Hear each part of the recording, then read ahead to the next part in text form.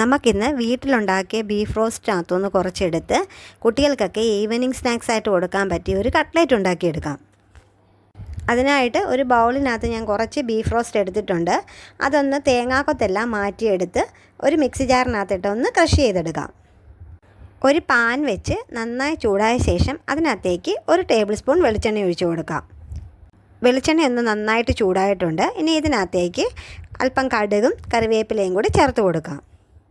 കറിവേപ്പിലയൊക്കെ നന്നായിട്ട് മൂത്തിട്ടുണ്ട്. ഇനി ഇതിനകത്തേക്ക് 1 ടീസ്പൂൺ കുരുമുളക് പൊടിയും 1/2 ടീസ്പൂൺ ഗരം മസാലയും കൂടെ ചേർത്ത് കൊടുക്കാം.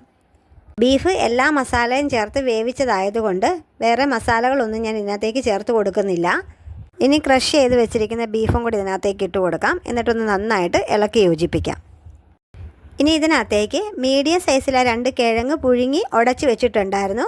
അതും കൂടി ഇട്ടൊന്ന് നന്നായിട്ട് ഇളക്കി കൊടുക്കാം.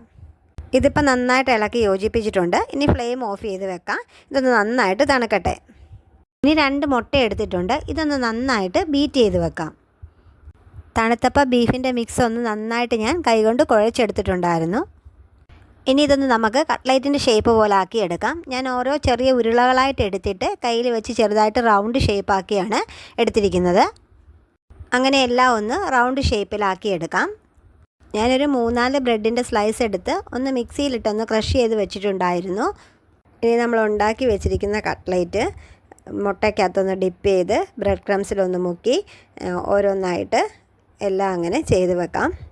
ഞാനിത് 2 കൈ ഉപയോഗിച്ചാണ് ചെയ്യുന്നത്. മുട്ടയ്ക്കകത്ത് മുക്കി കഴിയുമ്പം ബ്രെഡ് ക്രംസിൽ മുക്കുമ്പോൾ അത് കട്ട പിടിക്കാതിരിക്കാൻ വേണ്ടി മറ്റേ കൈ കൊണ്ടാണ് ചെയ്യുന്നത്. അങ്ങനെ എല്ലാം ആക്കി വെച്ചിട്ടുണ്ട്. ഇനി നമുക്കിതൊന്ന് വറുത്തെടുക്കാം.